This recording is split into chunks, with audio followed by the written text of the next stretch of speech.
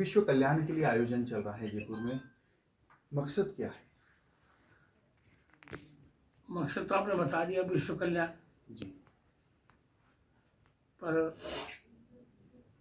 मेरा यहाँ मंतव्य है, उद्देश्य है, हमारा भारत समृद्ध हो, हमारा भारत सार्वभौम हो, अखंड हो, पाक अधिकृत कश्मीर हमें मिल जाए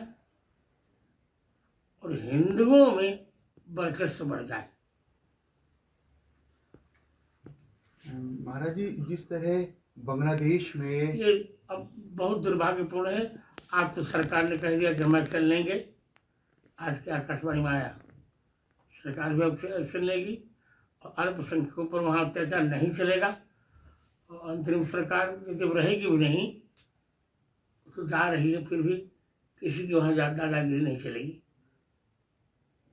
अब भारत सबकी दादागिरी का उत्तर देने के लिए सक्षम हो गया। कल एक बड़ा बयान जो हैदराबाद के सांसद है ओवैसी जी, उन्होंने कहा कि भारत का संविधान कहता है कि सभी जो मजहब के लोग हैं, जो इस देश के नागरिक है, वो सर्वोच्च पद जो चाहे प्रधानमंत्री का हो, राष्ट्रपति का हो, मुख्यमंत्री का हो, उसमें आसीन हो सकते हैं। इंशाल्लाह एक दिन उनका सपना है कि एक दिन हिजाब पहनी हुई बेटी देश की प्रधानमंत्री बनेगी। उन्होंने ये वक्तव्य कल जो महाराष्ट्र में एक चुनावी रैली के दौरान दिया। किस तरह देखते हैं आप उनके इस वक्तव्य को? दुर्भाग्यपूर्ण है। हमें राष्ट्रपति तो बना ही दिया भारत में। अबुल कलाम आजाद भी बने, अबुल कलाम भी बने और अब फखरुद्दीन अली भी अहमद भी बने थे राष्ट्रपति। हमने तो बना ही दिया, अब क्या चाहिए? वो ये कहते हैं कि उनका सपना है कि एक दिन इस देश में हिजाब पहनी हुई बेटी भी प्रधानमंत्री बनेगी, चाहे वो रहे या नहीं रहे, लेकिन उनका सपना है। ठीक है, उद्देश्य स्वप्न है। यहाँ यदि कोई महिला प्रधानमंत्री बनेगी, हिंदुस्तान में साड़ी पहन के ही बनेगी। महाराज जी, एक और मेरा सवाल है, क्योंकि जिस तरह देश में लगातार आपने सनातन बचाने के लिए संतों ने आगे पहल की, सनातन की रक्षा की, अयोध्या में भगवान श्री राम का मंदिर भी बना और अब चूंकि कृष्ण जन्मभूमि की बारी है, संत चाहते हैं, सनातन से जुड़े लोग चाहते हैं कि उसमें भी पहल हो, क्योंकि आप लोग भी लगातार ये प्रयास कर रहे हैं।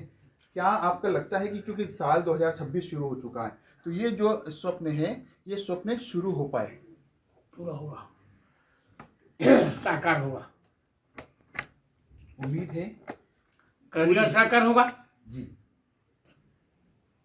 इस देश में इस साधु संत की पहल से सनातन की भी रक्षा हो रही है, लेकिन जिस तरह कुछ जगह लगातार उपद्रव फैल रहा है, बात की जाए भी पिछले दिनों की ही, जिस प्रकार से अमेरिका के जो राष्ट्रपति है ट्रम्प, उनके जो बयान आए, भारत एक बड़ी शक्ति बनकर उभर रही है, लेकिन उनके जो बयान आ रहे हैं कहीं ना कहीं इस चीज को लेकर भी कंट्रोवर्सी बनी हुई है। भाई, कंट्रोवर्सी नहीं बनी है, लोग हमारे भारत को देखकर जलन कर रहे हैं, ईर्ष्या कर, सहन नहीं कर पा रहे जी।